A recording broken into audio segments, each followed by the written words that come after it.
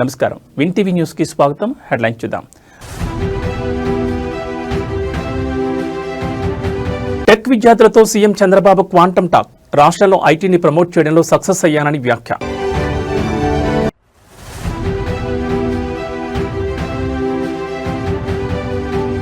Phone tapping కేసులో కీలక మలుపు. కేసీఆర్తో పాటు హరీష్ రావుకు నోటీసులు ఇవ్వనున్న సిట్.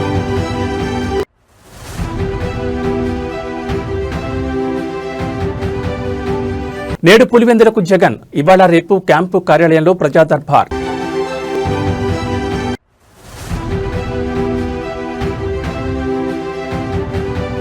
మరోసారి బాంబు బెదిరింపు కలకలం. శంషాబాద్ ఎయిర్పోర్ట్లో హై అలర్ట్.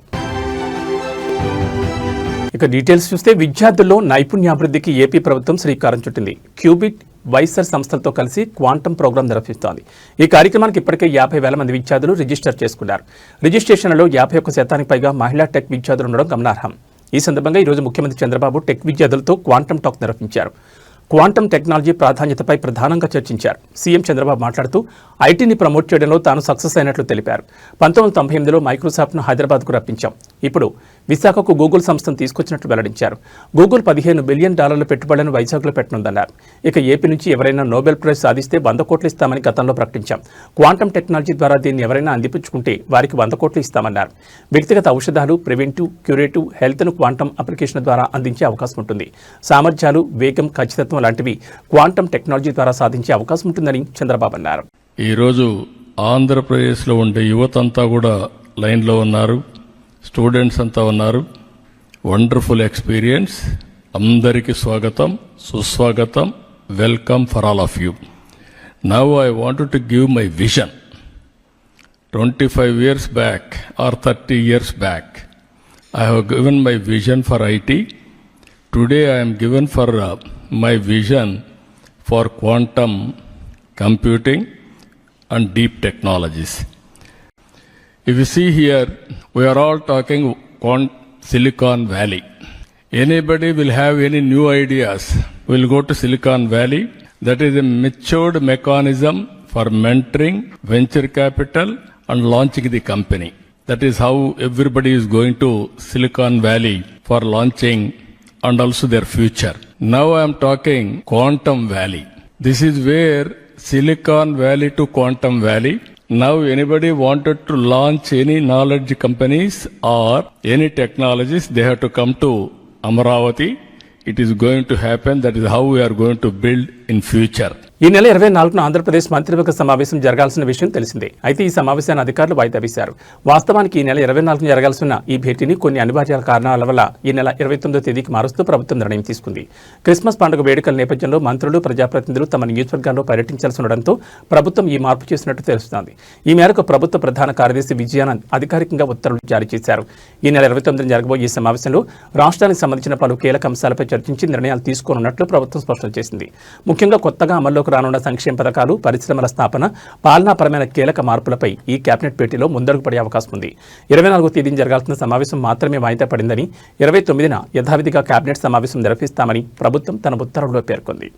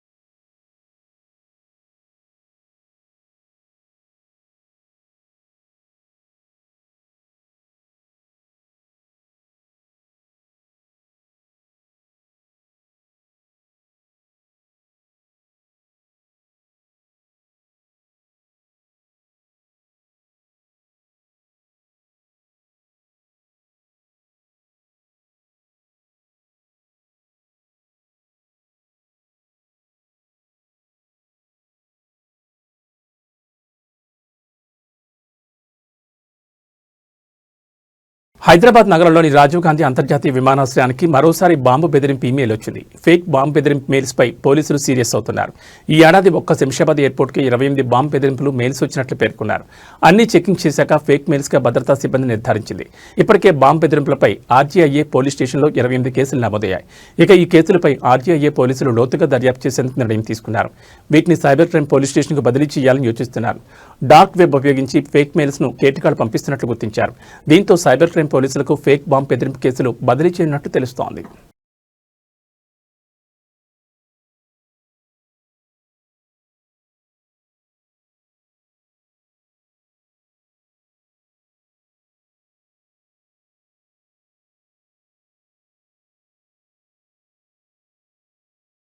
ఫోన్ ట్యాపింగ్ కేసులో కీలక పరిణామం చోటు చేసుకుంది. ఈ వ్యవహారంలో మాజీ ముఖ్యమంత్రి కేసీఆర్కు నోటీసులు జారీ చేయాలని ప్రత్యేక దర్యాప్తు బృందం నిర్ణయం తీసుకున్నట్లు సమాచారం. కేసీఆర్తో పాటు మాజీ మంత్రి హరీష్ రావు కూడా నోటీసులు ఇవ్వడానికి అధికారులు సిద్ధమవుతున్నట్టు తెలుస్తోంది. ఫోన్ ట్యాపింగ్ ఎవరి కోసం జరిగింది, ఎవరి ఆదేశాల మేరకు జరిగింది అనే అంశాలపై సిట్ ప్రధానంగా దృష్టి పెట్టింది. ఈ అంశాలపై స్పష్టతకు వచ్చిన సిట్ తదుపరి చర్యలకు ముందడుగు వేస్తోంది. ఇక ఈ కేసులో కీలక నిందితుడిగా ఉన్న ప్రభాకర్ రావు తన వాంగ్మూలాల్లో పదే మాజీ డీజీపీ మహేందర్ రెడ్డి, అనిల్ కుమార్ పేర్లు ప్రస్తావించడంతో ఇప్పటికే మాజీ డీజీపీ మహేందర్ రెడ్డి స్టేట్మెంట్ను రికార్డ్ చేసింది. అయితే అసెంబ్లీ సమావేశాలు ముగిసిన అనంతరం ఫోన్ ట్యాపింగ్ కేసులో మరింత కీలక పరిణామాలు చోటు చేసుకునే అవకాశం ఉంది. ఈ నేపథ్యంలో రాజకీయ నాయకులకు నోటీసులు జారీ చేసేందుకు సిట్ పూర్తి స్థాయిలో రెడీ అవుతున్నట్టు తెలుస్తోంది.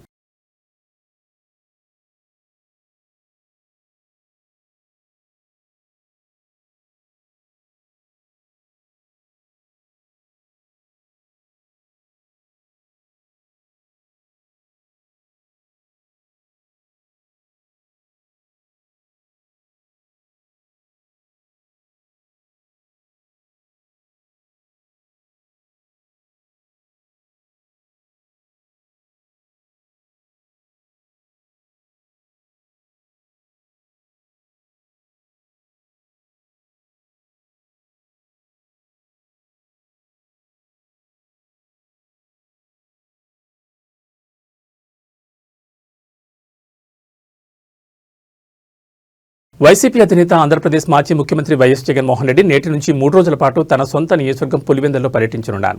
ఈ రోజు సాయంత్రం బెంగళూరు నుండి హెలికాప్టర్ ద్వారా బయలుదేరి పులివెందులు చేరుకుంటారు.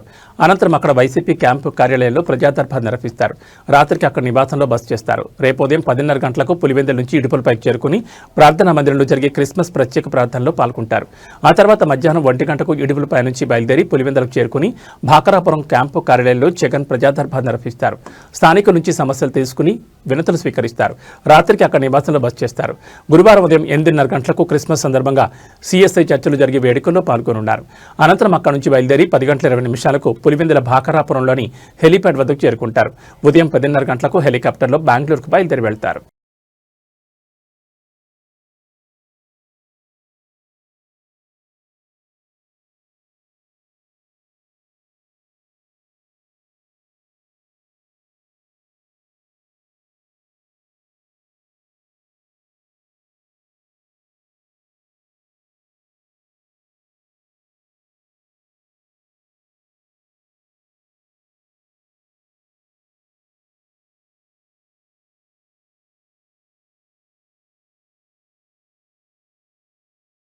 జయశంకర్ భూపాలపల్లి జిల్లా మహదేవ్పూర్ మండలంలోని అడవి సోమనపల్లి వద్ద పేల్చివేయబడ్డ చెక్ డ్యాంను water man of India Magsaysay award రహిత రాజేంద్ర సింగ్ పరిశీలించారు. ఈ సందర్భంగా డ్యాం ధ్వంసమైన తీరును చూసి ఆయన దిగ్భ్రాంతి వ్యక్తం చేశారు. చెక్ డ్యాం పరిసరాలను క్షుణ్ణంగా పరిశీలించిన అనంతరం ఆయన మీడియాతో మాట్లాడుతూ, సాధారణంగా వర్షాకాలంలో భారీ వరదలు వచ్చినప్పుడు డ్యాములు దెబ్బతినడం చూస్తూ ఉంటాం. కానీ అసలు వర్షాలే లేని డిసెంబర్ నెలలో డ్యాం కూలిపోవడం నేను ఇప్పుడే చూస్తున్నాను. ఇది ప్రకృతి వైపరీత్యం కాదు, ఇది ముమ్మాటికి మ్యాన్ మేడ్ డిజాస్టర్ అని ఆయన పేర్కొన్నారు. డ్యాంను పరిశీలిస్తే దాన్ని కావాలని జెల్టన్ స్టిక్స్ అమర్చి పేల్చివేసినట్లు స్పష్టమవుతోందని ఆయన ఆరోపించారు. ఒక నీటి వనరుని ఈ విధంగా ధ్వంసం చేయడం అత్యంత దారుణమని ఆవేదన వ్యక్తం చేశారు. నీటి కోసం ప్రపంచవ్యాప్తంగా పోరాటాలు జరుగుతుంటే ఉన్న వనరులను ఇలా స్వార్థ ప్రయోజనాల కోసం నాశనం చేయడం పర్యావరణానికి పెద్ద ముప్పని హెచ్చరించారు.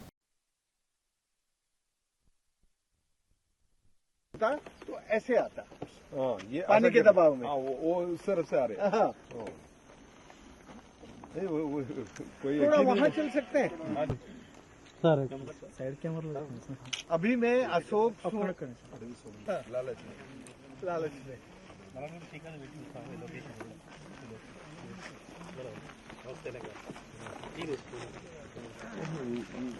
पानी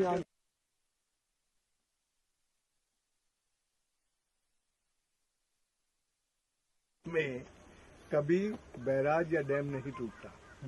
उसको टूटता है तो मानसून सीजन में जब रेन्स आती हैं, फ्लड आता है, फोर्स आता है, तब टूटता है। दिसंबर का महीना पानी को, हाँ, वो भी टूट के इधर आना, वो अभी इधर गया रिवर्स तो वो उधर थोड़ा थोड़ा इधर यहाँ से देखो लास्ट में वो भी थोड़ा हाँ, टूट गया टिल्ट हो रहा है ना, इधर में ही वो नहीं, मैं उसी की बात कर रहा हूँ। वो टिल्ट हुआ है तो जब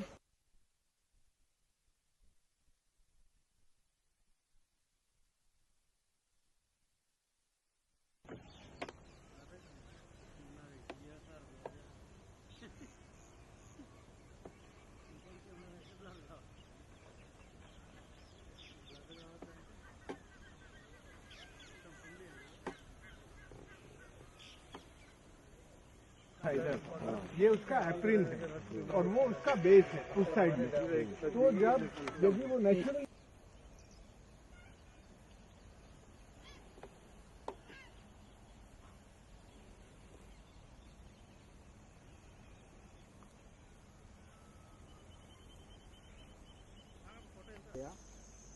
మా కిందకెళ్ళి కూడా అట్లా ఈయన చదువుతారట ఈయన రాను కింద దిగాలి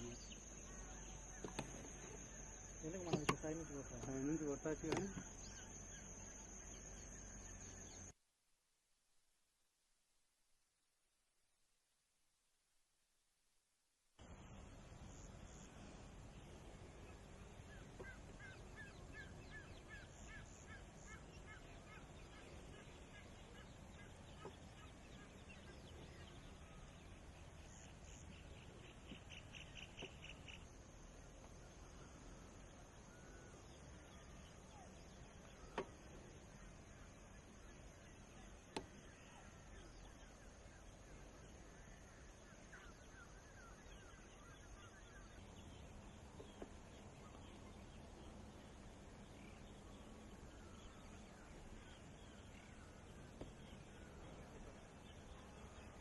ये कब टूटा?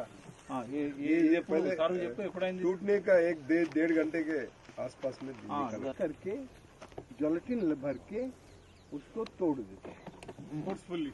हाँ, उसको कहते हैं मैन मेड डिजास्टर। उधर तरफ ऐसा है ये वाला हाँ उधर तरफ है हाँ, उधर गया ना ऐसे। हाँ ऐसा पूरा देखो कितने गिरा है उधर तरफ ये फ्लो तो इधर आ रहे हैं ना उधर तरफ हाँ इधर राउगर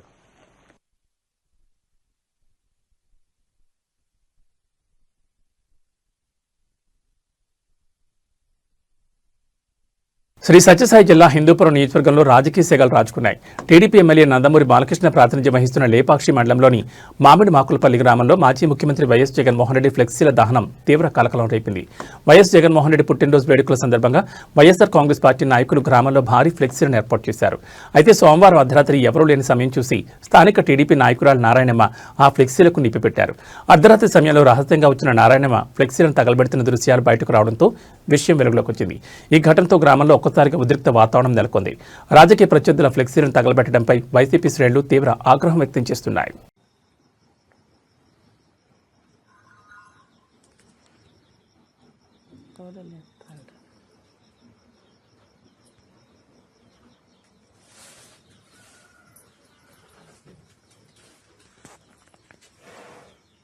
అమ్మయ్యకు చిన్నమంటారు కాలు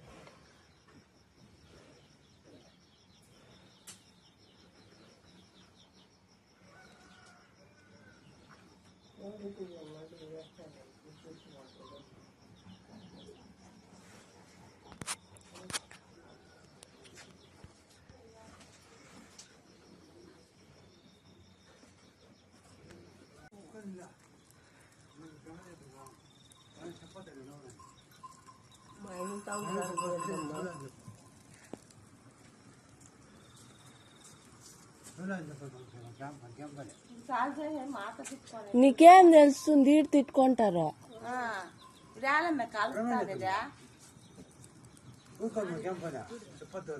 ఊరికే తిట్టుకొని మాట అనుకుంటారు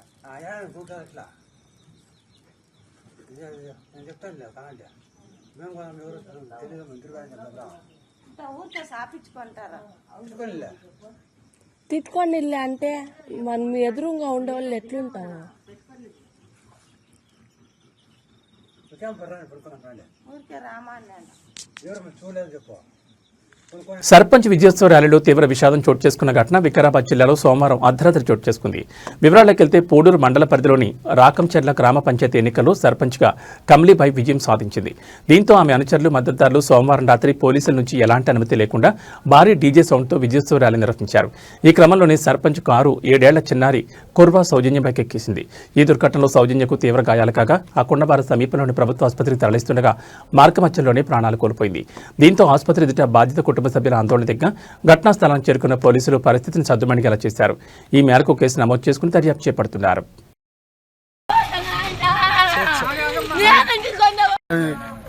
కొత్తగా రాగం జిల్లా గ్రామ పంచాయతీ ఏర్పాటైంది. అక్కడ సర్పంచ్ గెలిచారు. వాళ్ళు చాలా ర్యాలీ తీసారు. ఆ ర్యాలీ తీసి ఆ పిల్లలు ఎవరు చూడకుండా అహంకారంతో పిల్లలను చంపేశారు. వేగంగా పిల్లలను బండ్లు ఇచ్చి లైసెన్స్ లేని పిల్లలకు లేని పిల్లలకు బండ్లు ఇచ్చి ఇచ్చేసారు. అహంకారంతో ఇచ్చేసారు. దానివల్ల ఒక పాప చచ్చిపోయింది. మొన్ననే వాళ్ళ దిక్కెళ్ళి ఒకడు వాళ్ళ కాకనే సొంత కాకనే మంది ఆపి చంపేసారు. అని 5 సంవత్సరాల 5-6 సంవత్సరాల పిల్ల.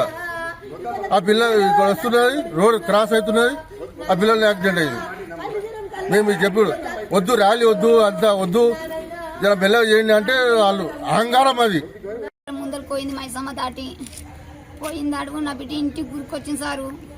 ఊరికొస్తాడు ఎవడే మా కారు ఉన్నాడు ఉంటే స్పీడ్గా పోయిండాడు. మెల్లగా పోయింటే టైర్ కింద వాడు ఏం కాకుండా తగ్గుతుండే, నా బిడ్డ బతుకుతుండే. సర్పంచ్దే అంట తాత. పిల్లని 2 టైర్లు గద్దేసుకపోయినట్టు వేసుకపోయా తాత. వేసుకపోయిందాడే మిట్టు అని ఉరికినా. ఊరికి టల్లకల్లా ఆనిట్లే పడ్డది. పడిందా చెయ్యి ఇట్లా పెట్టినా, రక్తం ఆగలేదు అంతా. నేను ఈయన ఎక్కడ పోయినా అని అడుగుతున్నా.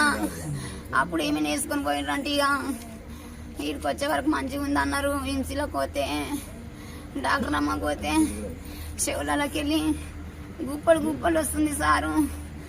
ఆ పిల్లని చూసిన వైట్ ఫ్రాక్ వేసుకుంది, ఆమె కనబడతలే సారు. రెడ్ కలర్ అయిపోయింది. చెవులకి వెళ్ళి 2 చెవులకి వెళ్ళి గుప్పడు వస్తుంది. అమ్మా స్టేషన్ గన్పూర్ నియోజకవర్గ వ్యాప్తంగా రాజకీయ వాతావరణం ఒక్కసారిగా వేడెక్కింది. బీఆర్ఎస్ వర్కింగ్ ప్రెసిడెంట్ కేటీఆర్పై ఎమ్మెల్యే కడియం శ్రీహరి చేసిన అనుచిత వ్యాఖ్యలకు నిరసనగా బీఆర్ఎస్ శ్రేణులు నిరసనలతో హోరెత్తించాయి. నియోజకవర్గంలోని అన్ని మండల కేంద్రాల్లో బీఆర్ఎస్ నాయకులు, కార్యకర్తలు భారీ సంఖ్యలో రోడ్లపైకి వచ్చి కడియం శ్రీహరి తీరుపై మండిపడ్డారు. కడియం శ్రీహరికి వ్యతిరేకంగా నినాదాలు చేస్తూ ఆయన దిష్టిబొమ్మను ఎక్కడికక్కడ దహనం చేశారు. బీఆర్ఎస్ పార్టీ బీఫాంపై గెలిచి అదే పార్టీ అగ్రనేతలపై విమర్శలు చేయడం సిగ్గుచేటని నాయకులు ఆగ్రహం వ్యక్తం చేశారు. ఈ సందర్భంగా నిరసనకారులు మాట్లాడుతూ కడియం శ్రీహరికి రాజకీయ భిక్ష పెట్టిన పార్టీని, నాయకత్వాన్ని విమర్శించే నైతిక హక్కు లేదు. తక్షణమే ఆయన తన ఎమ్మెల్యే పదవికి రాజీనామా చేయాలి. రాజీనామా చేసిన తర్వాతే విమర్శలు చేయాలని డిమాండ్ చేశారు.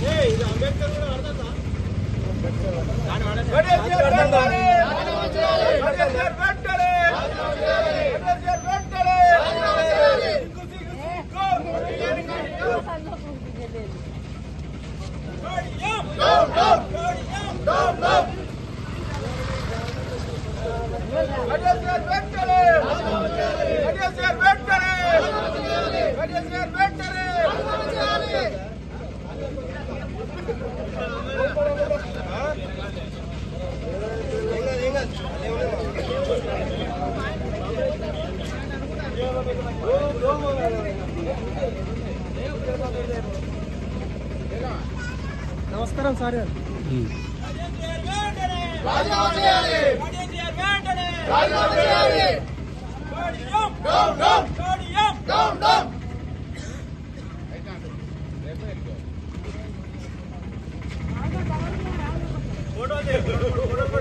నిత్యం రద్దీగా ఉండే హైదరాబాద్ విజయవాడ జాతీయ రహదారిపై హయత్ నగర్ వాసులు మెరుపు ఆందోళన దిగారు. ఇటీవల రోడ్డు విస్తరణలో భాగంగా అడ్డగోలుగా పనులు చేపడుతున్నారని, ఫలితంగా చాలా మంది రోడ్డు దాటుతూ ప్రాణాలు కోల్పోతున్నారని తీవ్ర ఆగ్రహం వ్యక్తం చేశారు. ఈ విషయంలో వెంటనే ప్రభుత్వం స్పందించి హైదరాబాద్ విజయవాడ హైవేపై హయత్ నగర్ పరిధిలో పలు చోట్ల ఫుట్ ఓవర్ బ్రిడ్జ్లను యుద్ధ ప్రాతిపదికన వెంటనే నిర్మించాలని డిమాండ్ చేశారు. అయితే ఆందోళనలో స్థానిక కార్పొరేటర్లతో పాటు జాతీయ రహదారికి ఇరువైపులా ఉన్న కాలనీ వాసులు పెద్ద ఎత్తున పాల్గొన్నారు. ఈ అనూహ్య పరిణామంతో హైదరాబాద్ విజయవాడ హైవేపై భారీగా ట్రాఫిక్ జామ్ అయింది. స్పాట్ చేరుకున్న పోలీసులు ఆందోళనకారులను అక్కడి నుంచి పంపించి ట్రాఫిక్ ను క్లియర్ చేస్తున్నారు.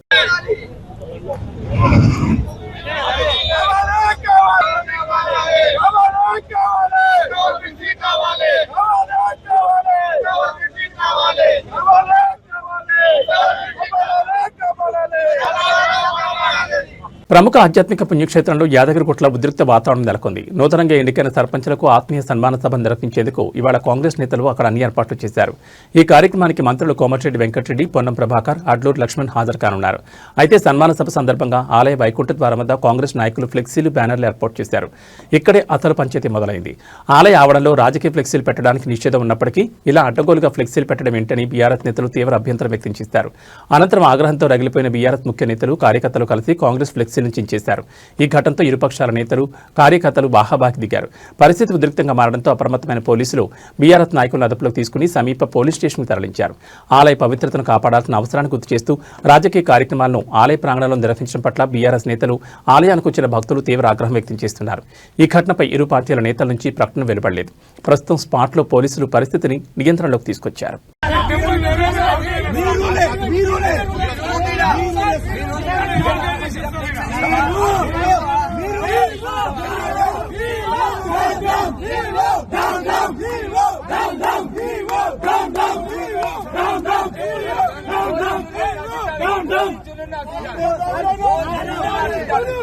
ఇవి ఈ బులెటిన్ విశేషాలు. మరో బులెటిన్లో మళ్ళీ కలుసుకుందాం. నమస్కారం.